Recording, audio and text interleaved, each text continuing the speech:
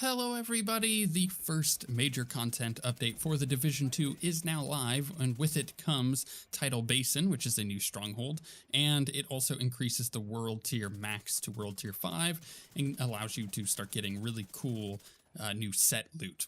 We'll talk about the set loot in a minute, but I'm going to briefly describe how the end game in the Division 2 works for those of you who just don't really know or haven't gotten to the end game yet. So once you hit max level and you complete the story, you're put into world tier 1, and these basically are just brackets of gear score. So once you're in world tier 1, gear is no longer just like level 30 gear. It drops with a gear score on it of say like 250 to 300. And when you're in one of these brackets of 50 gear score, as you equip gear, your average gear score is going up, which means that the average loot that you're getting is better and better until eventually you reach the max for that world tier.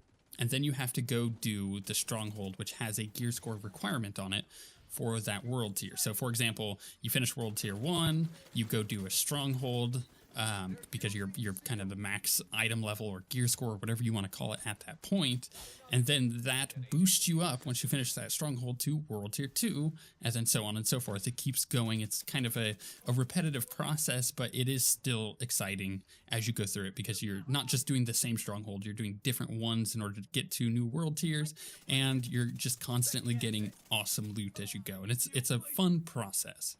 But world tier 4 was previously the highest world tier you can get into, and it had a max gear score of 450 drops. You could get beyond 450 if you kind of knew how to do some cool stuff with recalibration, but for the most part 450 was the max. And once you had all of your gear over the past month, which took players a pretty significant amount of time to get to max level and get to max gear score in world tier 4, but once you were able to do that, you didn't really have much left in the game to do. Well, now this Tidal Basin update adds a lot more stuff for you to grind out and to start optimizing your gear with. So first, as I said, you get the Tidal Basin stronghold. By completing it, you will unlock world tier 5, allowing you to go from 450 to 500 on your gear score, which is awesome. But they have new added items, and these items are reminiscent of the set items that you got from the first division game. So these are green, like green's not the right word, it's like teal items. They're not quite green because they already have a green item. It's kind of like a teal, and they have set bonuses on them. So the more pieces you're wearing, the more set bonuses you're getting out of that set. So there's one called the True Patriot set, for example. And one of the set bonuses is that the set bonus for it that is really powerful is that you're constantly getting a buff on you that applies a debuff to the target. And these buffs are red, white, and blue. So kind of in theme with the True Patriot idea.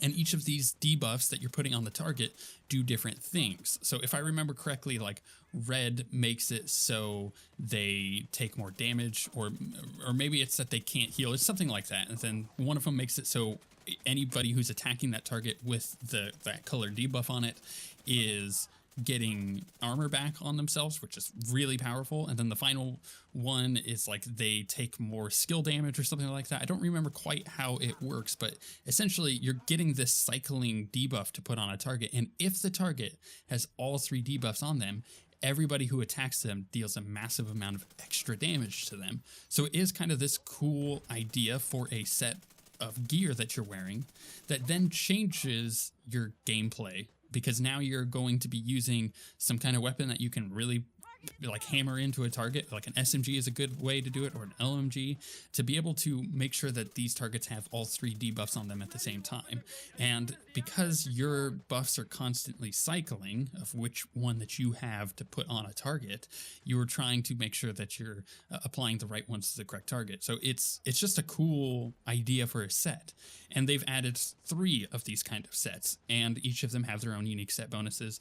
And by having multiple pieces equipped, so for example, like 2, 4, and 6, you're getting buffs to yourself, like extra health, extra damage, more stability on your weapons. And these items can only be acquired once you hit World Tier 5. And by completing the stronghold, the Tidal Basin stronghold, you are going to get a couple of items as a reward. And that is really cool because it kind of starts your first part of the grind to optimize your gear, get the gear sets you want, maybe collect all 3 gear sets in completion, so that way you just kind of have them. But it's not just that makes the World Tier 5 worth going back and playing. The game also has some additions to it. So previously, when you hit max level and completed the story, and you got your World Tier 1, you would have been a little astonished by the fact that all of a sudden the entire map turns red, and these Black Tusk paramilitary organization comes in and just invades all of the previous missions you did, and then makes them replayable. Those of you who went through that without knowing that that was going to be the case, probably, like me, were rather excited at the fact, like, oh, this end game is really cool and unique, and it's got extra stuff to it. So that was the case. But then once you played through and you got to World Tier 4, you're like, well, there are no more of these situations where, you know, the mission is invaded by Black Tusk. I've pushed them back and they're no longer in these strongholds. They're no longer in these missions. So it kind of feels like it was a one-off thing. With World Tier 5, suddenly those missions in the game, including many side missions and bonus like missions that you could unlock in various ways, those now also can be invaded. And these will happen on a, you know, kind of like a weekly reset where, you know, missions will become invaded and you get to go do this stuff.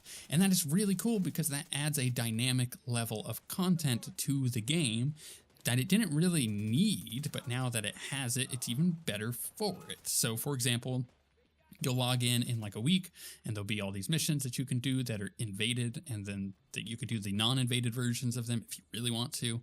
But some of your weekly projects that you're doing will require you to go finish some of these invaded missions, and it just adds a whole new dynamic to the end game, and in my opinion, a lot of variety to it as well. Sure, you're playing some of the same areas, but the mission itself is a little bit different when you add in Black Tusk versus, you know, fighting the hyenas, for example. They are 2 different kinds of AI, and Black Tusk are a little bit meaner to deal with. Overall, though, I really like the concept, and I think that it's going to work really well for how the end game is currently panning out. They've also added a new event that is putting in a ton of cosmetic items. So if you were complaining that there weren't enough cosmetic items for you to collect before, well, now there's definitely a lot to get. So there's a new loot chest that you can get, like a cosmetic chest or whatever you want to call it. It's an apparel cache. Well, these are unique to this event, and it's only going to last until the end of April, and they have their own sets in there. So, you know, some of them make you look like you're a hyena member, some of them are, you know, Black Tusk themed, but each of the items are unique to these chests. So you could just, you know, if you wanted to, if you were the kind of person that doesn't really want to grind this stuff out, you could just go buy a ton of these apparel cache keys and just get all of the sets right off the bat, especially if you have disposable income and you're capable of doing that. If you're not, or you just don't want to spend any money on apparel stuff for the game, then there are weekly missions that you can go do, weekly projects that will, once you complete them, award you with keys for that. So then you could just go open up these caches and, you know, get whatever pieces that you want out of it. Thankfully, you're able to do that with just playing the game and not necessarily having to spend money, which would be a big problem if they were purely money-based. But the fact that you can actually just go play the game and unlock some of the keys for it is really, really freaking cool. I like a lot of the cosmetics they put in there. They're high quality, they look good, and there's quite a few of them that I want to unlock to kind of make my character a little bit more unique. And up until this point, you couldn't really get masks unless you were getting the masks from the hunters, which are like these cool secret things that you can find in the game. But for the most part, masks weren't really a cosmetic item that you could really get your hands on. Well, now with these new apparel caches for this event, there are quite a few of them in there that are really cool looking, in my opinion. So overall, you get Tidal Basin, you get, which is the new stronghold, you get World Tier 5, you get these new sets to go collect, which is cool. Then on top of that, you have all of the invaded missions and this new event that's going on to get you apparel cache keys for these new specifically like, I don't even know what they call them, like Tidal Basin apparel caches. That's not it. It's something for the stronghold. It's like a stronghold apparel cache, celebrating the launch of the new stronghold. And then there's just little tiny things here and there, like the fact that there's more side missions available for invasion, so then they become replayable and add more variety into the end game. But they've also gone through and completely redone how many of the mod systems work for weapons, and it is a bit better of a system. I think that I enjoyed the previous system, and now this one's just improved, so I'm like, okay, cool, you know, whatever. I didn't see a need to improve it, but apparently some people were complaining about it. There's many other gameplay changes that are really cool and add a little bit more quality of life stuff. So for example, you look at the map, you find a underground area that you can go into the sewers with. Well, now when you hover over it, you're able to see where it connects to with the other sewers. Before it was just like a sewer entrance. You're like, okay, cool. Where does that go? You didn't really know. Well, now it shows where they all connect. And I think that that is also a really nice quality of life change. There's also a couple new exotic weapons for you to get. I'm not sure if there is exotic gear just yet because they did add the set pieces, so I'm not sure if they're going to really dive deep into that as of right now. But for the most part, it is just a lot of new stuff for you to go do at the end game. And that's really good for a game that already had a lot of stuff for you to do at the end game. It's kind of astonishing that a game could launch like this in its state and be really, really good and still have a ton of stuff for you to do, especially considering some of the games that we've seen recently, you know, like Anthem, even Destiny 2 launching and just not really having a lot of stuff for players to do once you get to a certain point. Well, now, you know, this is, in my opinion, the first game that's been able to do that. And I put up a review of the game that was like an hour long, but went really in depth of all of my thoughts on everything and how the systems work and how it all plays together. And overall, I think that the game is still freaking solid. And now that it has a new thing for you to do, it's even better than before. And that's not even counting the fact that the game is about to get another update on the 25th of April, which is going to add the 8-player raid, and it looks so freaking cool. I cannot wait to do it. Unfortunately, I'm out of town until the 30th, which is bad timing for me, but I'm looking forward to coming back, jumping in, trying out the raid, seeing how it is, and honestly just putting up my thoughts on it, because this is a game that is looking like it's going to be constantly improving. And then sometime after the raid, they're going to be adding a new specialization for you to unlock, which appears to have a chain gun or a minigun as a specialization weapon, which is really crazy and wild and cool. It just keeps getting better and better. If you're not playing the Division 2, if you held off on purchasing it, maybe wait just a tiny bit longer, see if you can get it on sale for like even 10% off is a good deal in my opinion.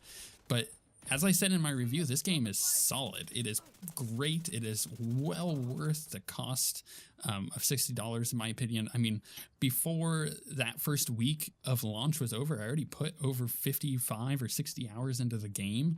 And that's pushing pretty hard, obviously. But for people who, you know, maybe bought Anthem or feeling a little burned by it, you're not going to get that here. You're going to get a game that has a lot going on for it. And I'm going to continue to advocate for the Division 2 because it is fantastic. The only bad thing about this patch that I've noticed is there's been a couple weird performance issues that were introduced for me, but I'm expecting those to be fixed as time goes on. I'm not really sure what's going on with it, or maybe, you know, settings were reset or something. I don't know. It's just like it felt a little choppier than it normally does, and I was monitoring my frame rate, and it is a little bit lower. So who knows? Hopefully that gets fixed by the time the raid comes out. Otherwise, with 8 people, that might be a little crazy. Oh, and there's, you know, PvP improvements and a ton of other balance stuff that they did on top of all of the other stuff coming in this patch. And I haven't touched any of that because it's like, I feel like there's already way too much stuff for me to do in this game, and I don't necessarily have the time to do it all. But with all of that being said, have you guys jumped into the Tidal Basin update yet? Are you planning to? Are you currently playing the Division 2, or are you planning on picking it up? Let me know all of those answers in the comments below. But we shall see you guys next time.